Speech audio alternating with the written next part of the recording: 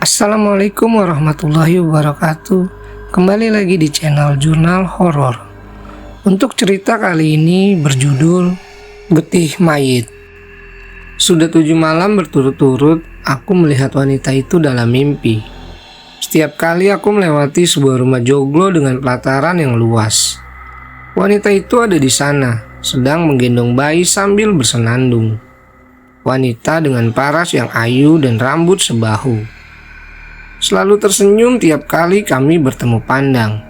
Namun yang membuatku ngeri adalah ketika tiba-tiba darah mengalir dari kedua pahanya. Dan kian lama kian deras. Aku sangat ingin menolong, tetapi aku hanya mampu terpaku dari kejauhan dan kemudian aku terbangun. Aku tidak mengerti mengapa wanita itu sudah 7 malam ini selalu muncul di mimpiku. Yang jelas, aku yakin ini bukan hanya kebetulan.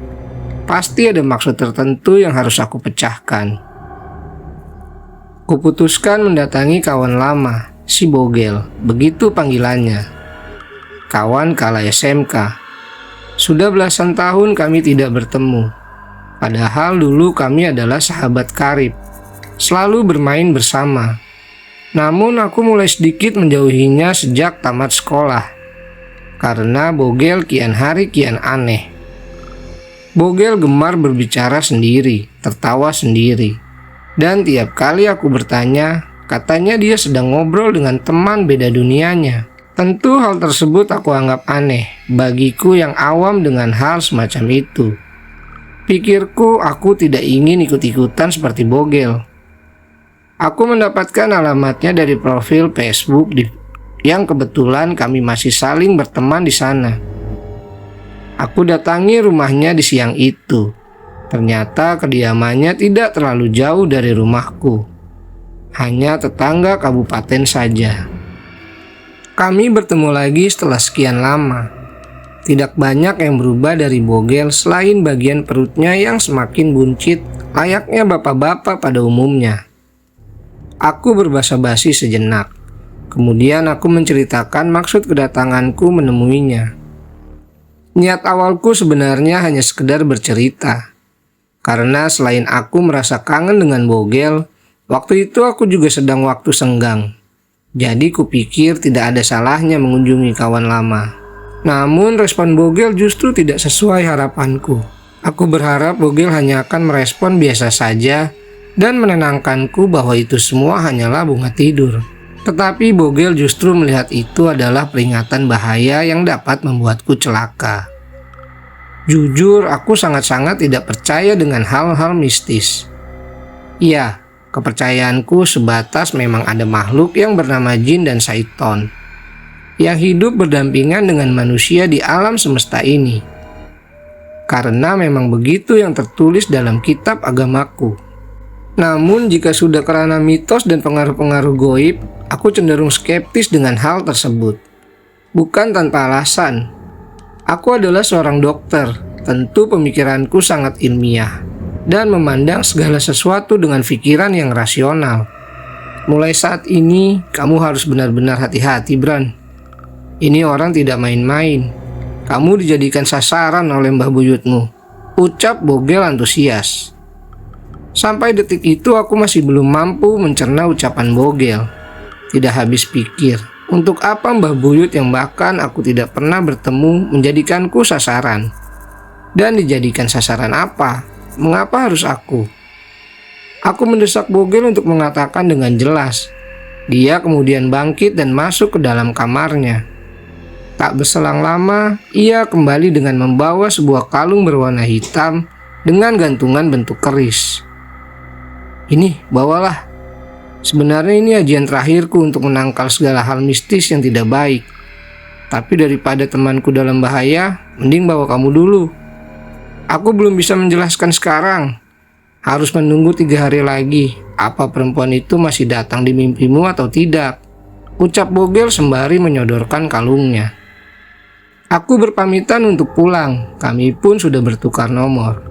Bogel berpesan agar aku tidak perlu terlalu khawatir yang berlebihan, karena semua itu bisa dilawan. Di perjalanan pulang dari rumah Bogel, aku mampir di sebuah kedai es dawet. Kebetulan kedai tersebut memang favoritku sejak aku masih kecil. Namun sejak sibuk bekerja, aku sudah sangat jarang melewatinya dan mampir. Di sana seperti biasa aku memanggil-manggil Pak Yanto, karena memang kedainya sedang sepi. Dan Pak Yanto tidak terlihat, mungkin sedang di belakang. Yang muncul justru anak kecil laki-laki, mungkin berumur sekitar 5 tahun, masih sangat menggemaskan dan pintar. "Mbah masih sholat asar," ucap anak tersebut dengan logatnya yang cadel dan lucu. Oh, berarti dia cucunya, batinku dalam hati. Lalu aku mencoba mengajak ngobrol si anak dengan memungkukkan badanku. "Adik namanya siapa?" "Adik cucunya Mbah Yanto ya?" tanyaku dengan senyum sumringah. Namun anak tersebut tidak menjawab. Dia justru fokus memandangi ke arah belakangku. Padahal tidak ada siapa-siapa di sana selain aku dan anak itu. Aku pun berusaha menengok ke belakang tubuhku dan memang tidak ada siapapun. "Adik lihat apa?" tanyaku lagi. Namun anak itu masih tidak bergeming. Yang ada wajahnya kian terlihat ketakutan. Mas namanya Ibran ya?" tanya anak itu terbata-bata. "Wah iya betul dek. Kok adek tahu?" "Mbah Yanto ya yang ngasih tahu." "Mas memang langganan sudah sejak mas masih kecil," jawabku. Tiba-tiba anak itu diraih oleh seseorang dan mengangkatnya. Dan itu adalah Pak Yanto yang mendadak datang tanpa bersuara. "Maaf ya Mas Ibran, itu cucu saya, namanya Ricky. Memang anaknya agak kepoan." "Mau pesen dawet mas?" tanya Pak Yanto, dan saya pun mengiyakan. "Pak Yanto, ceritakah ke Ricky kalau nama saya Ibran?" "Kok Ricky tahu nama saya Ibran?" tanyaku sembari menyeruput es dawet dalam mangkok. "Wah, enggak Mas Ibran, saya tidak cerita." "Lah orang Mas Ibran saja sudah 7 tahunan kan tidak kesini. Si Ricky belum genap 5 tahun. Jawab Pak Yanto. Pikirku benar juga. Untuk apa Pak Yanto menceritakan salah satu pelanggannya kepada cucunya itu? Terlebih aku sudah sangat lama tidak mampir ke sini dan pelanggan Pak Yanto ada banyak. Lalu, kenapa Ricky bisa mengetahui namaku? Aku memilih tidak menanyakan lebih lanjut kepada Pak Yanto. Karena setelah itu ada beberapa pembeli yang datang. Setelah es dawetku habis, aku segera membayar dan bergegas pulang. Malam harinya, tepat sebelum aku tidur, aku mendapat SMS dari Bogel. Bogel menyuruhku untuk mengenakan kalung yang ia beri saat tidur. Aku pun menurutinya, meskipun menurutku masih agak konyol tentang semua ini. Pagi itu aku sedang bersepeda di jalan desa yang sangat asri. Sampai aku melewati sebuah rumah joglo dengan pelataran yang luas. Aku melihat wanita cantik dengan rambut sebahu ada di sana sedang menggendong bayi. Aku pun berhenti dan memandanginya. Karena memang kecantikannya sungguh tiada tara. Wanita itu pun tersenyum kala melihatku. Dan tiba-tiba darah mulai mengalir dari kedua pangkal pahanya. Sangat jelas karena wanita itu mengenakan rok span di atas lutut. Wanita itu mengernyitkan dahi dan menatapku tajam, seolah meminta pertolongan. Kemudian dimasukkannya salah satu tangannya ke dalam mulutnya, entah sedalam apa. Sampai akhirnya ia memuntahkan darah dan lidahnya terlepas, serta gigi-giginya rontok. Lalu aku terbangun dengan tubuh yang dipenuhi keringat dingin. Nafasku ngos-ngosan tidak karuan. Aku memutuskan untuk mencuci wajahku. Sampai aku baru menyadari ada bercak darah di dahiku. Aku benar-benar masih tidak habis pikir. Ada apa dengan hidupku? Aku memandangi diriku di cermin. Sudah nampak seperti dukun atau preman dengan mengenakan kalung hitam. Malam berikutnya aku masih mengalami mimpi yang sama. Sampai puncaknya di malam ketiga setelah pertemuanku dengan Bogel. Aku diberi kelanjutan dari mimpiku di malam-malam sebelumnya. Setelah wanita itu memuntahkan darah, lidahnya terlepas dan giginya rontok. Kemudian yang terjadi selanjutnya adalah wanita itu melemparkan bayi yang ada di gendongannya begitu saja bayi tersebut menangis sejadi-jadinya. Aku benar-benar ingin mendekat, namun lagi-lagi aku hanya mampu terpaku melihat dari kejauhan. Wanita itu menyeringai dengan mulut yang kosong dan menganga. Melihatku nanar, seolah dengan sengaja memperlihatkan hal tersebut kepadaku. Aku terbangun dan makin terkejut ketika aku merasakan ada sesuatu di bawah kakiku. Karena aku menggunakan selimut, aku coba buka perlahan selimutku dan itu adalah kali pertama aku berteriak histeris karena melihat Saiton. Wanita yang ada dalam mimpiku sedang tersenyum lebar di bawah kakiku, dengan pakaian yang sama persis seperti di mimpi. Bedanya saat itu wajahnya sudah tidak ayu lagi. Wajahnya hancur seperti tercabik kuku-kuku tajam. Aku berusaha beristighfar berkali-kali dan membaca ayat kursi. Di saat itu pula aku baru mengetahui betapa penakutnya aku sebagai seorang laki-laki tulen. Karena aku menutupi wajahku dengan kedua telapak tanganku. Sampai saat aku membuka tanganku, wanita itu sudah menghilang. Namun, ia masih meninggalkan bercak darah di ujung sprayku. Jam menunjukkan pukul 2. Aku memutuskan untuk menunaikan sholat tahajud sembari menenangkan hati dan pikiran. Keesokan harinya aku meminta bertemu dengan Bogel.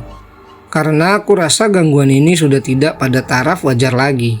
Karena wanita itu sudah sampai berani menampakkan diri dan bahkan meninggalkan jejak di dahiku. Kami pun bertemu pada malam harinya.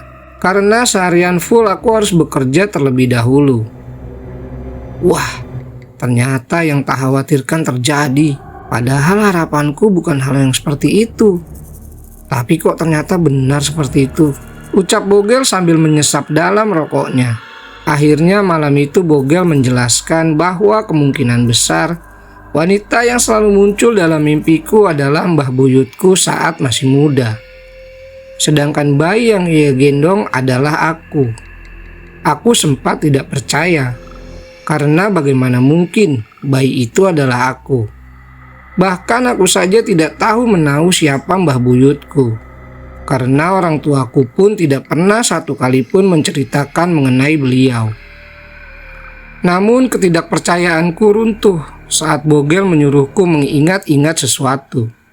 Saat wanita itu menjatuhkan bayi dalam gendongannya, apakah aku sama sekali tidak melihat ada orang lain di sana? Aku pun mencoba mengingat-ingat mimpiku lagi. Karena memang mimpi sangat mudah terlupa, bahkan ketika kita baru terbangun. Setelah cukup lama mengingat, akhirnya aku baru menyadari bahwa di mimpiku yang terakhir ada ibuku yang berlari dari dalam rumah joglo dengan berteriak keras seolah sangat khawatir dengan bayi yang dilemparkan wanita itu. Fix kan? Berarti bayi itu memang kamu, ucap Bogel. Gerimis mulai turun saat Bogel menjelaskan bahwa kemungkinan mbah buyutku mendalami ilmu sekte pemuja setan, yang mana setelah 30 tahun kematiannya ia bisa hidup kembali dengan syarat menumbalkan salah satu anak atau cucu keturunannya. Dan jika ia gagal mendapatkan sasarannya, maka akan digantikan dengan keturunannya yang lain yang masih satu aliran darah daging. Seketika itu aku teringat dengan anakku yang masih berumur 10 tahun. Ya, aku sudah berkeluarga. Namun istriku wafat 5 tahun lalu karena ia terkena kanker payudara. Dan kami memiliki satu buah hati. Perempuan cantik nan anggun. Setiap hari anakku diasuh oleh neneknya. Namun ibuku akan pulang setiap ba'da maghrib. Bagaimana caranya melawan? Tanyaku pada Bogel. Bogel mengatakan bahwa akan sangat sulit untuk melawannya karena menurutnya ilmu yang didalami oleh mbah buyutku sudah pada tahap lanjut. Saran Bogel, aku harus memastikan terlebih dahulu kepada orang tuaku berkaitan cerita tentang mbah buyut yang tidak pernah mereka ceritakan. Aku bergegas pulang karena aku merasa khawatir dengan anakku yang sendirian di rumah. Setelah memarkir mobil, seperti biasa aku masuk lewat pintu yang ada di garasi. Namun terkunci, tidak biasanya. Padahal setiap hari aku selalu masuk lewat pintu itu. Tak lama aku mendengar teriakan anakku dari dalam rumah. Aku yang panik berlari ke pintu depan dan sama saja terkunci. Aku memutar ke pintu belakang dan tetap terkunci. Akhirnya aku putuskan untuk mendobrak pintu belakang karena memang hanya terbuat dari kayu tipis yang lebih mudah untuk didobrak. Aku masuk dan mencari keberadaan anakku. Namun di semua ruangan tidak ada, bahkan di kamarnya sekalipun. Aku berhenti sejenak dengan nafas yang ngos-ngosan. Lalu terdengar kembali suara teriakannya. Itu berasal dari kamarnya. Aku kembali masuk ke kamar anakku dan "Ayah, tolong Manda!" teriak anakku. Betapa terkejutnya saat aku melihat anakku menempel di plafon kamar dengan posisi terlentang menghadap bawah. Tangannya terus-menerus memegangi lehernya, seolah ingin melepaskan sesuatu yang mencekiknya. Aku buru-buru ke gudang untuk mengambil tangga dan segera aku mengambil anakku. Syukurlah belum terjadi apapun yang lebih jauh. Hanya saja terdapat bekas merah cekikan tangan. "Kok bisa begini, Nak?" tanyaku yang sudah sedikit menitikan air mata dan memeluknya erat. Manda bercerita bahwa saat ia sedang menonton TV di ruang tengah, tiba-tiba ada suara benda jatuh dari kamarnya. Dia penasaran dan berniat melihat ke kamar. Namun, saat sampai di kamar, ia langsung terlempar ke plafon dan sesuatu mencekiknya dengan sangat kuat. Aku sudah tak habis pikir, mengapa terornya sudah sampai menyakiti Manda. Esoknya aku libur kerja. Saat ibuku datang, langsung kusergap dengan banyak pertanyaan mengenai Mbah Buyut. Awalnya ibu enggan bercerita, karena ra elok katanya menceritakan seseorang yang sudah lama wafat. Namun akhirnya aku memberitahu ibu tentang apa yang aku dan Manda alami. Karena kaget dan takut, ibu pun bersedia untuk bercerita. Inti ceritanya seperti ini.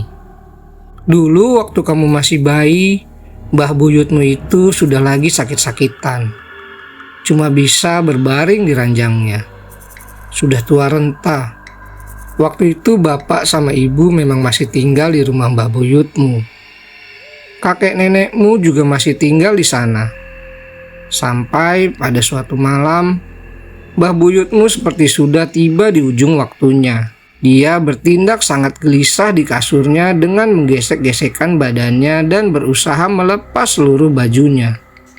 Kami sekeluarga sudah ikhlas, karena memang sudah sangat tua. Namun sampai berjam-jam Mbah Buyut tidak kunjung wafat.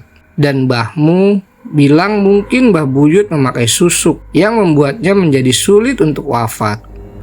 Kami pun memanggil orang pintar di desa. Istilahnya kalau sekarang itu dukun. Dukun itu membantu melepaskan susuk Mbah Buyut. Ia nampak sangat kesakitan. Dan tepat setelah susuk terlepas, Mbah Buyut pun sampai pada waktunya. Dan saat itu juga kamu yang sedang tertidur lelap di kamar ibu menangis sejadi-jadinya. Dukun itu kaget dan bertanya, "Di rumah ini ada bayi?" Ibu jawab, "Iya, itu anak saya." Dukun itu mewanti-wanti bahwa ibu harus berhati-hati karena Mbah Buyut mengincar kamu. Sebaiknya ibu segera membawa kamu pergi jauh dari desa. Tetapi dia tidak menjelaskan lebih lanjut mengincar yang bagaimana. Karena ibu dan bapakmu takut, esoknya kami langsung memutuskan pindah ke kota dan memulai hidup baru di sini. Kami memang sepakat tidak menceritakan Mbah Buyut ke kamu, karena kami takut hal itu justru akan mengikuti kita sampai ke sini. Ternyata benar dugaan Bogel. Kemarin sesaat sebelum aku pulang, Bogel sempat berpesan jika memang hal yang dia takutkan itu benar terjadi, maka aku harus memperbanyak zikir dan wirid. Itu yang utama. Namun hal semacam itu tidak dapat dilawan hanya dengan pondasi agama saja, kata Bogel. Mulai malam itu aku menyiapkan sebuah kendil berisi air kembang mawar melati dan kantil, dengan dupa di atasnya. Aku letakkan kendi tersebut di pojok-pojokan rumah. Di malam pertama aku tidak lagi didatangi wanita itu di mimpi. Namun semua kian parah di malam-malam berikutnya. Tepatnya saat aku menerima jam kunjung pasien ke rumah. Secara terang-terangan pasienku bertanya, "Dokter udah mau nikah lagi ya dok? Kok ada wanita cakep tuh di ruang tamu?" Tadi sih sempat saya tanya, tapi dianya sombong gak mau jawab. Aku bergegas ke ruang tamu dan tidak ada siapa-siapa di sana. Mbak mungkin salah lihat. Di rumah saya cuma ada saya dan anak saya. Dan saya belum berniat untuk menikah lagi. Tapi si pasien masih ngeyel dan bersumpah dia tidak mungkin salah lihat. Setelah pasienku pulang, aku duduk termenung di ruang praktekku. Dan tak sengaja mataku menangkap seseorang tengah berbaring di ranjang pasien yang biasa aku gunakan untuk memeriksa. Namun ranjang tersebut memang tertutup gorden tipis tembus pandang. Siapa itu? Batinku. Namun aku laki-laki tidak boleh jadi penakut. Pelan namun pasti aku coba buka gorden itu. Dan yang pertama kulihat adalah kaki penuh borok serta darah segar yang mengalir. Belum sampai terbuka penuh gorden itu, tiba-tiba wanita itu bangkit. Dia terduduk saat itu. Kami bertemu pandang dengan terpisahkan oleh gorden. Wajahnya sangat-sangat pucat. Iya, dia masih wanita yang sama seperti di mimpiku. Dia melihatku sangat sadis. "Sini nak, jangan takut dengan aku. Aku ini mbah buyutmu," ucapnya dengan wajah datar dan tentu saja menyeramkan. Tak lama wanita itu tertawa melihatku mematung dengan tubuh gemetar. "Sekuat-kuatnya kamu melawanku, gak akan bisa," ucapnya lagi. Malam itu bagaikan mimpi buruk bagiku, karena wanita itu menyayat lenganku dengan kuku-kuku tajamnya. Aku hanya mampu bungkam dengan rasa takut setengah mampus. Anehnya sepersekian detik kemudian wanita itu menghilang. Aku membersihkan luka sayatan dengan alkohol, kemudian membalutnya dengan perban. Sayatannya cukup panjang sekitar 9 cm. Namun yang membuat ngilu adalah kedalamannya yang sampai membuatku bisa melihat daging yang kemerahan. Besok sore aku bertemu dengan Bogel untuk meminta saran yang lebih baik untuk melawan Mbah Buyut, karena dirasa hanya dengan kendil berisi bunga-bungaan sama sekali tidak mempan. Bogel mengajakku menemui Ki Kemuning. Rumahnya ada di kaki gunung es. Beliau terkenal sakti dan terbiasa dengan hal-hal gaib. Jalanan menanjak dan penuh batu.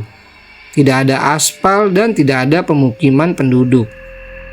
Sesampai di sana aku melihat pondokan kayu berukuran kecil yang berada cukup di tengah hutan.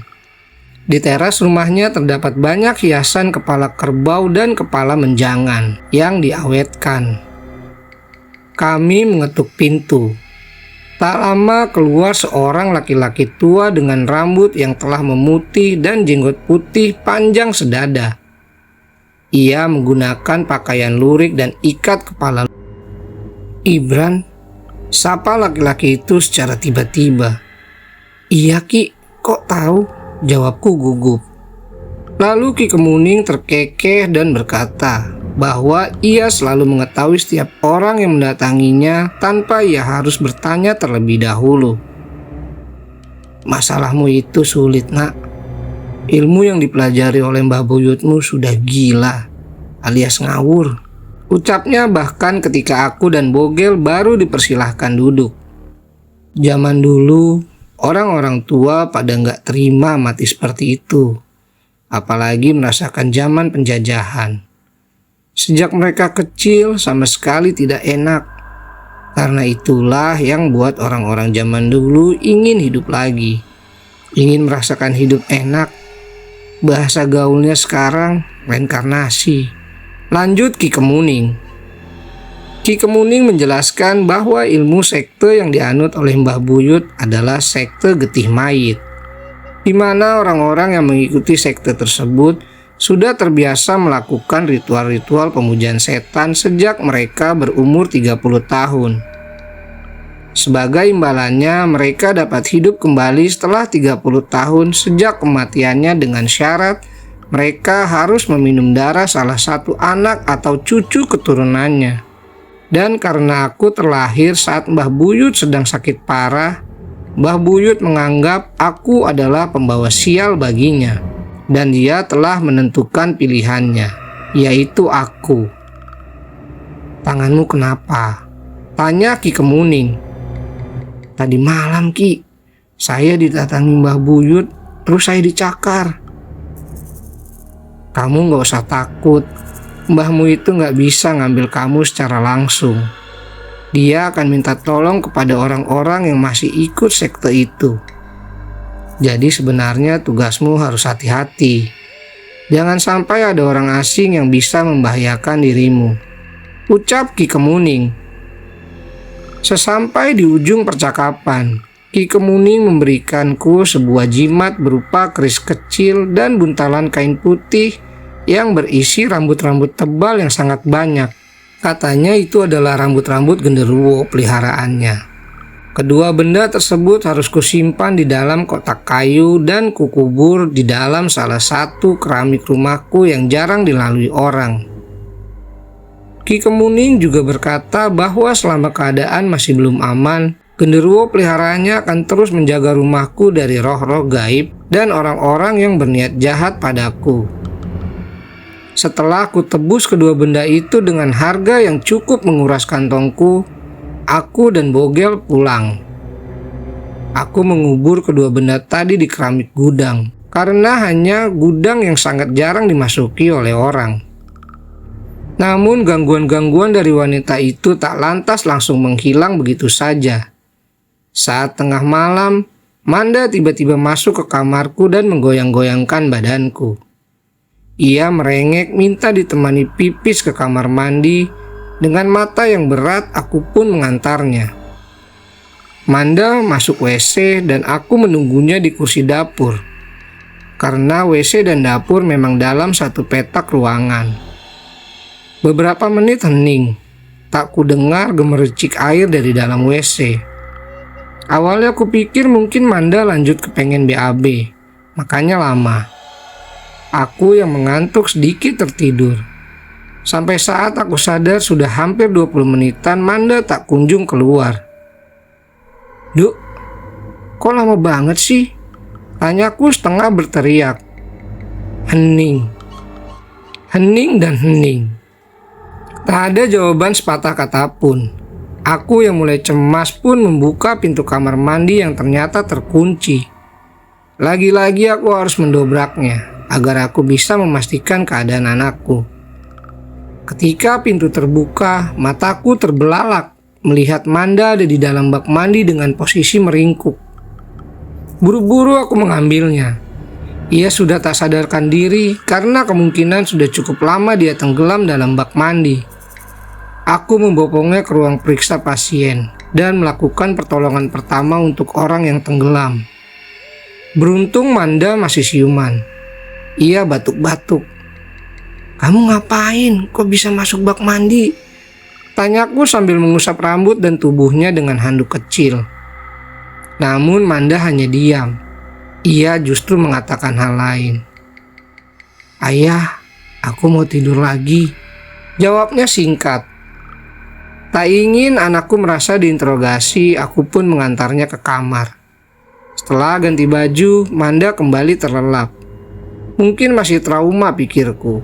Sebaiknya aku menanyakannya lagi esok hari. Aku melanjutkan tidurku. Dan baru sebentar terlelap, lagi-lagi aku dipertemukan dengan wanita itu. Kali ini bukan di pelataran rumah joglo, namun di kamarku sendiri. Wanita itu duduk di depan cermin membelakangi aku yang ada di ranjang. "Kalau kamu tidak mau mengikhlaskan ragamu, siap-siap kehilangan anakmu," ucap wanita itu. Aku melihatnya tajam melalui pantulan cermin. Ingin berteriak dan memukul wanita itu, namun aku tak mampu. Bahkan untuk mengucap sepatah kata, lidah pun terasa keluh. Sampai perlahan kepalanya memutar 360 derajat sedikit demi sedikit menghadap ke arahku. Entah bagaimana aku merasa sangat mual melihatnya. Kemudian aku tersentak bangun. Azan subuh telah berkumandang. Bergegas aku ambil wudhu dan sholat. Aku bersiap-siap mandi untuk berangkat ke rumah sakit. Karena pagi itu aku ada jadwal operasi pukul 6. Aku tidak boleh terlambat. Sebelum berangkat aku menyiapkan sarapan untuk Manda. Dan aku bangunkan dia untuk mandi. Sejujurnya aku khawatir meninggalkan Manda sendirian di rumah. Tetapi setengah jam lagi ibuku datang. Aku meyakinkan diri bahwa semua akan baik-baik saja. Sampai di ruang operasi, kulihat sudah ada Dokter Pram, spesialis bedah otak di rumah sakit tempatku bekerja. Pasien kali ini adalah pasien tumor otak. Saat aku hanya menjadi asisten, operasi berjalan. Namun pikiranku benar-benar tidak fokus. Aku terus memikirkan Manda. Takut terjadi sesuatu yang buruk di rumah. Ragaku ada di ruang operasi, namun jiwa dan pikiranku serasa ada di dimensi lain. Sampai aku merasa semua orang dan semua benda yang ada di ruang operasi seperti berubah menjadi kabur. Aku melihat wanita itu lagi di pojokan ruang. Wanita itu tersenyum ngeri. Tidak ada sedikit pun tampang ramah di wajahnya. Wajahnya hancur dan tercabik. Dokter Ibran, dokter, tegur salah satu suster yang memperhatikanku melamun. Aku pun kena semprot oleh Dokter Pram karena hampir saja membahayakan pasien. Karena tanpa sadar aku hampir menggunting otak pasien. Aku izin undur diri untuk tidak meneruskan operasi. Di luar aku menengok HP dan terdapat panggilan tak terjawab sebanyak 12 kali dari ibuku. Di situ pikiranku langsung kacau. Sontak aku bergegas ke parkiran mobil untuk pulang. Sampai di rumah, sangat sepi, tidak ada hal yang mencurigakan. Hanya saja aku melihat banyak batu-batu hitam di halaman rumah. Aku masuk dan memanggil ibuku. Tiba-tiba ibuku berlari dari arah kamar Manda dengan menggendong Manda. Syukurlah kamu cepat pulang, nak. Tadi ibu mau antar Manda sekolah, tapi pas keluar pintu ada 3 orang laki-laki pakai baju hitam-hitam. Mereka pada pakai topeng badut. Karena takut, ibu sama Manda masuk lagi. Tak kunci pintunya, godenya tak tutup. Ucap ibu ketakutan. Ibu bercerita bahwa setelah ibu masuk, orang tersebut menggedor-gedor pintu, bahkan sampai ke pintu belakang. Ibu mengunci diri di kamar Manda dan berusaha menelponku. Tak berselang lama, ada yang kembali menggedor pintu depan. Aku buru-buru mengintipnya dari jendela. Sedangkan ibu dan Manda aku minta untuk bersembunyi di kamar. Dan benar kata ibu. Ketiga laki-laki misterius tadi kembali. Mereka menggunakan topeng badut yang menyeramkan. Aku berteriak dari dalam rumah. Jangan macam-macam dengan keluargaku. Akan saya laporkan polisi. Namun yang dilakukan mereka justru berusaha mencongkel pintu dengan menggunakan obeng. Aku menahan pintu itu dengan sekuat tenaga sampai aku tak kuasa. Mereka berhasil masuk dan aku tersungkur di lantai karena terdorong. Mereka bergegas menutup kembali pintu rumahku dan menguncinya dari dalam.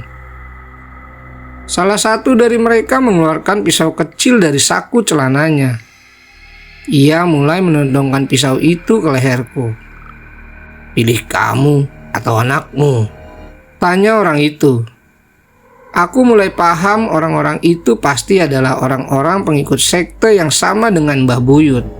Sebagai orang tua yang bertanggung jawab, otomatis aku tidak akan membiarkan anakku terluka sedikit pun. Aku minta waktu 10 menit untuk ketemu anakku dan menyampaikan salam perpisahan. Setelah itu aku nurut ikut kalian semua. Ucapku gemetar. Ketiga orang itu nampak saling berpandangan sekejap. Kemudian mereka mengizinkan dengan pengawasan yang ketat. Aku menghampiri Manda dan ibuku di kamar. Aku memeluk Manda erat-erat sampai tak terasa air mataku mengalir basah di bahu Manda. Aku menitipkan Manda kepada ibu. Ibu pun menangis jadi-jadinya dan membujukku bahwa pasti ada jalan keluar lain. Namun aku sudah pasrah kala itu. Aku hanya tidak ingin menempatkan Manda dalam bahaya. Nggak apa-apa, Bu. Ini sudah jalan takdirku mungkin. Mungkin memang ini yang direncanakan Allah. Aku ikhlas. Aku titip Manda. Ucapku sembari memeluk keduanya. Sampai hampir habis 10 menitku dan tiba-tiba tok tok tok. Assalamualaikum. Terdengar suara ketukan keras di pintu depan. Seorang laki-laki dengan suara yang berat. Ketiga orang misterius itu langsung menyeretku ke belakang rumah dengan membungkam mulutku menggunakan kain. Sejujurnya aku sangat berharap laki-laki yang datang adalah penolong bagiku. Beruntung ibuku gesit. Ia langsung berlari ke arah ruang tamu dan membuka pintu. Salah satu dari lelaki misterius hendak menikam ibu dari belakang. Namun ibu lebih dulu membuka pintu. Di sana berdiri seorang lelaki menggunakan jubah putih dan sorban. Wajahnya bersinar dan membuat tentram siapapun yang memandang. Lelaki itu pun memiliki jenggot yang panjang. Ia lebih nampak seperti seorang ulama atau syekh. Karena ia melihat kondisi rumahku yang berantakan dan ekspresi ibuku yang sesenggukan, ia langsung mengetahui bahwa sedang terjadi sesuatu yang buruk. Sekedar info, pasti ada yang bertanya-tanya itu kan kejadian pagi hari. Apakah tidak ada tetangga yang melihat dan menolong? Kebetulan rumahku berada di perumahan baru. Perumahan itu memang belum lama dibuka dan masih sepi peminat. Jadi di perumahanku baru ditempati oleh sekitar 4 kakak. Dan mereka semua orang kantoran yang super sibuk. Dan perumahanku juga tidak di pinggir jalan raya, agak masuk ke gang. Astagfirullahalazim. Ternyata benar dugaan saya. Ucap kiai tersebut. Kiai, tolong anak saya. Anak saya akan dibunuh oleh orang-orang penganut sekte sesat. Tolong Kiai, anak saya tidak salah apa-apa. Pinta ibuku yang lemas tersungkur di lantai. Suasana saat itu benar-benar hektik. Bahkan aku sampai bingung bagaimana menuliskan keadaan pada waktu itu. Aku disekap di dapur, namun aku masih bisa melihat ke arah pintu depan di mana Kiai itu berdiri. Sedangkan salah satu lelaki misterius berniat hendak mencelakai sang kiai. Aku melihatnya mulai menodongkan pisau ke arahnya. Namun dengan ketenangannya kiai tersebut mengeluarkan tasbihnya dan mulai berzikir memohon pertolongan Allah. Dan ajaib, lelaki misterius itu terpental jauh seperti ada yang melemparnya. Termasuk 2 lelaki yang lain yang sedang menyanderaku. Mereka pun ikut terpental. Aku bergegas lari ke depan dengan susah payah karena tangan dan kakiku telah diikat. Aku lihat ketiga lelaki tersebut seketika itu pingsan karena tidak ada pergerakan sama sekali. Setelah ikatan di tangan dan kakiku dilepaskan, sang kiai mulai bertanya sebenarnya apa yang sedang terjadi. Mengapa bisa sampai seperti itu? Aku dan ibu mulai menjelaskan dari awal hingga akhir. Kiai itu beristighfar berkali-kali. Tenang saja, mereka bertiga sudah tewas atas izin dan pertolongan dari Allah. Ucap sang kiai menenangkan. Aku terkejut dalam hati. Aku pun mencoba membuka topeng mereka dan mengecek denyut nadinya. Dan ternyata benar, mereka bertiga telah tewas. Saat itu giliranku bertanya, apa yang membuat beliau terpanggil untuk datang ke rumahku. Dan ajaibnya lagi, beliau mengatakan bahwa sudah beberapa hari ini perasaannya selalu gelisah. Dan ia selalu bermimpi mengenai perumahanku. Akhirnya ia mencari tahu letak perumahanku dan berkeliling. Sampai beliau melihat banyak sekali batu-batu hitam di halaman rumahku. Saat itulah ia memutuskan untuk datang bertamu. Tetapi semua itu bukanlah kebetulan. Semua sudah menjadi kehendak Tuhan. Tuhan masih menyayangiku dengan mengirimkan seorang penolong. Nak Ibran, melawan ilmu hitam tidak boleh dengan ilmu hitam juga. Itu sudah syirik namanya. Karena percaya kepada selain Allah, apalagi percaya sama dukun, ucapnya. Saya capek setiap malam selalu didatangi wanita itu di mimpi, dan bahkan sampai mengancam dan menyakiti anak saya. Jawabku lesu. Saya sudah berusaha melaksanakan ibadah dan meminta pertolongannya. Namun kian hari gangguan itu kian menjadi-jadi, Kiai. Lanjutku dengan menunduk. Bismillah, Nak. Kalau berkenan mengikuti saran saya, silahkan Nak Ibran ambilkan saya 1 bonggol bawang putih dan segelas air putih. Pinta sang Kiai. Aku pun masuk dan mengambil permintaannya. Kemudian beliau membacakan doa-doa. Silahkan airnya dihabiskan dan makanlah bawang putih ini. Karena ini ada 6 siung, maka makanlah 3 siung dan berikan 3 siung lagi kepada anakmu. Sang Kiai yang memiliki suara lembut dan berwibawa membuatku takjub. Insya Allah dengan izin Allah semua teror itu akan berhenti. Dan kejadian pengambilan raga dari Mbah Buyut Mas Ibran tidak akan pernah terjadi. Aku pun segera meminum air tersebut dan memakan bawang putihnya. Anehnya rasanya sangat manis, bahkan seperti buah manggis. Ibuku menyuapi Manda dengan 3 siung bawang putih sisaku. Perbanyak berzikir dan sholat malam, Nak. Allah pasti menolong. Untuk ketiga jasad lelaki itu biar saya yang mengurus. Nak Ibran cukup antar saya ke alamat ini sekaligus membawa ketiga jasad itu. Sang Kiai menyodorkan secari kertas yang berisikan alamat. Sebuah alamat pemakaman. Aku pun menyetujui permintaan beliau. Saat itu juga aku mengantarnya. Sedangkan ketiga jasad itu kami letakkan di bagasi mobil. Kiai, apakah kita tidak berdosa karena telah membunuh para lelaki itu? Tanyaku kepada beliau saat berada di perjalanan. Berdosa atau tidak, itu bukan kapasitas kita sebagai manusia, sebagai hambanya. Itu adalah murni hak prerogatif Allah semata. Hanya Dia yang berhak menetapkan. Ia menjawab dengan tersenyum dan mimik wajahnya yang begitu menenangkan hati. Akhirnya sampailah di alamat pemakaman yang dimaksud oleh sang Kiai. Beliau memintaku untuk menurunkan ketiga jasad tersebut. Di sana sangat sepi. Lokasinya memang di pelosok desa yang cukup jauh dari rumahku. Kiai, kita sudah banyak mengobrol, namun saya belum mengetahui nama Kiai. Ucapku malu sembari menyodorkan tangan. Namun Kiai itu justru tidak mau bersalaman denganku. Biarlah kita tidak saling mengenal. Yang pasti kamu adalah saudara muslimku. Semoga kita dipertemukan lagi di akhirat kelak. Kiai tersebut tersenyum. Lalu ketiga jasad ini, apakah Kiai akan menguburnya sendiri?